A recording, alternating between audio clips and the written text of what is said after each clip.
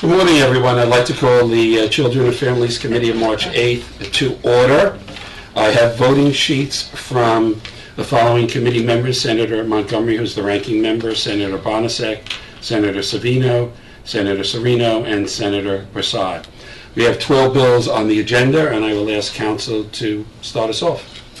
Good morning. The first bill on today's agenda is Senate Bill 400-A by Senator Gallivan. This is an act to amend the social services law in relation to storing images and documents in the statewide automated child welfare information system. The current statewide automated child welfare information system is not capable of storing images and documents. This bill requires the system to become capable of doing so by January 1st, 2017. Any questions? Based upon the voting sheets, the bill is passed. It's referred to Finance. Second bill is Senate Bill 1472 by Senator Golden. This is an act to amend the social services law in relation to criminal history review of child care providers. Currently, the Office of Children and Family Services may approve a license application, renewal application, potential employee, or potential volunteer when the criminal background check reveals a conviction for a sex offense, crime against a child, violent crime, or drug-related offense if OCFS determines that approval will not in any way jeopardize the health, safety, or welfare of the children in the center, program, or home.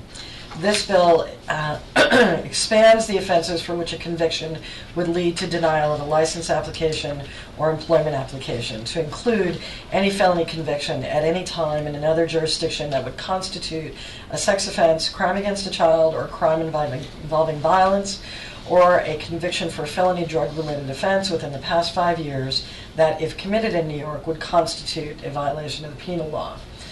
The bill also removes the Office of Children and Families' discretion to approve a license application, renewal application, prospective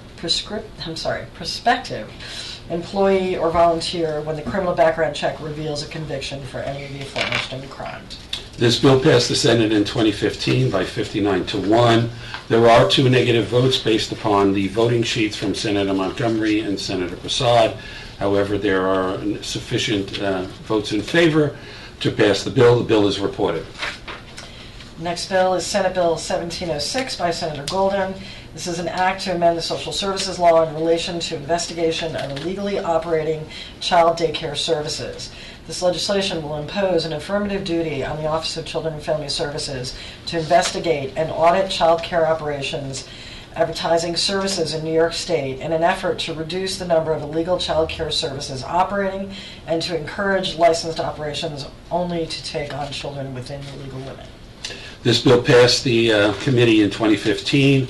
Based upon the voting sheets, there are 2 negative votes, Senator Montgomery and Senator Prasad. However, the rest of the committee has voted in favor, which passes the bill. The bill is referred to Finance. Next bill is Senate Bill 2118 by Senator Kennedy. This is an act to amend the Family Court Act and the Social Services Law in relation to the infliction of excessive corporal punishment on a child. The bill reclassifies excessive corporal punishment of a child as abuse rather than neglect, and thus subjects more Child Protective Services cases to further scrutiny to ensure the safety of New York's children. Under current law, reports of child abuse are classified as either abuse or neglect, with cases of abuse receiving stricter scrutiny, more in-depth investigations, and carrying stronger penalties than cases of neglect. This bill seeks to reclassify cases that involve excessive corporal punishment as abuse rather than neglect. By reclassifying excessive corporal punishment, which can often involve serious injury to the child, as abuse, Child Protective Services will be able to more thoroughly investigate certain cases of serious harm to children. We should hold these meetings in the elevator. We are joined by Senator Savino, and I just received the voting sheet for Senator Young. There was no prior action on this bill in committee. Based upon the voting sheets, I'll entertain a motion to approve. Move the bill. Which Thank bill you. are we talking about? 2118 by Senator Kennedy. Would you like a... Actually, I have a question about that. Sure. This is the... I actually voted without rec, I believe. Yes. This is the bill about interviewing children. Yes. This one, no, that will be the next one. Okay, hold on, let me put on my glasses. Yeah, then. 2119 is the one. For those who are following at home. excessive corporal punishment. So we're adding the definition of excessive corporal punishment actually to the abuse and neglect law. Okay, yeah, that one I don't have any questions. Okay, motion to accept? Diane? Yeah, I'll move the bill. Okay. Bill is approved based upon the voting sheets, and the bill is reported. Next bill. Next bill is Senate Bill 2119 by Senator Kennedy. This is an act to amend the social services law in relation to the interviewing of children in the presence of other persons. The purpose of this bill is to prevent children from being interviewed by Child Protective Services workers in the presence of another person who is the subject of the report of abuse. So here's the question I have. I understand what Senator Kennedy's doing, but having done this work, the first thing you have to do is gain access to the home. Now remember, parents are not obligated to let you in their house.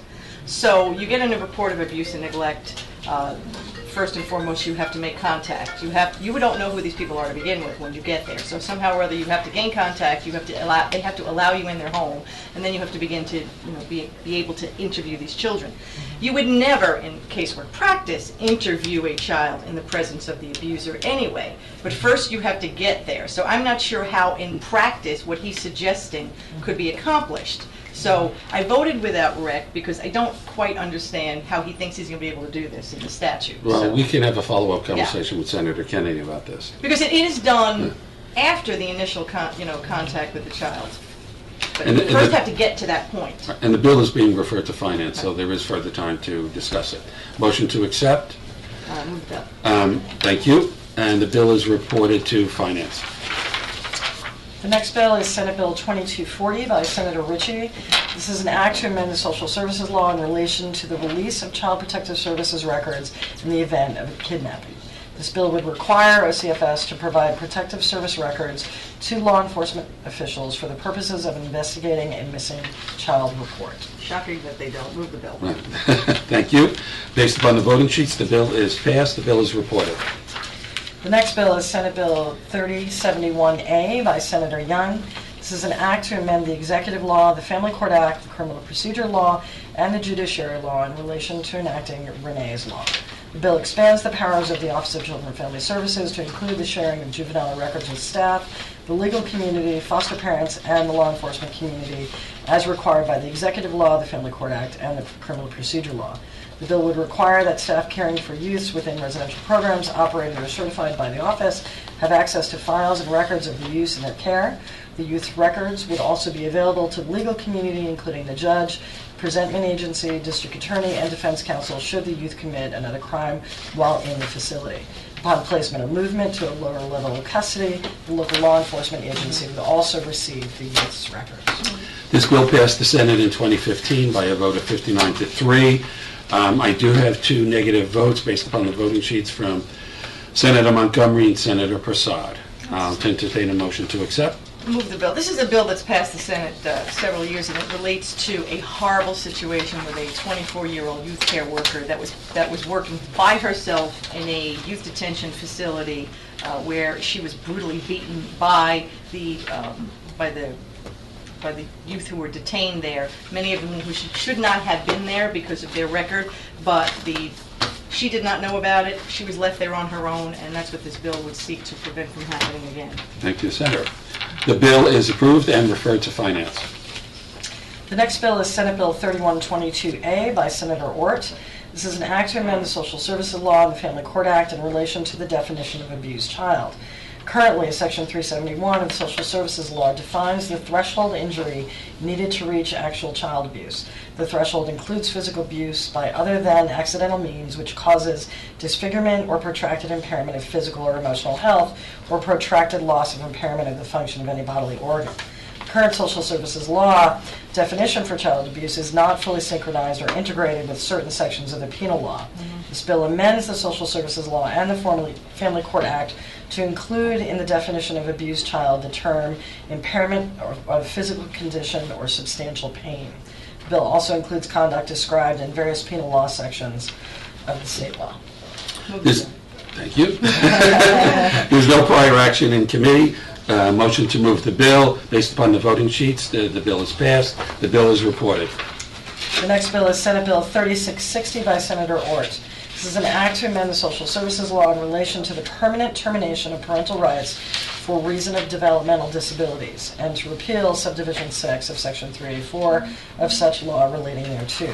The bill removes mental illness and mental retardation as separate grounds for terminating parental rights under the social services law.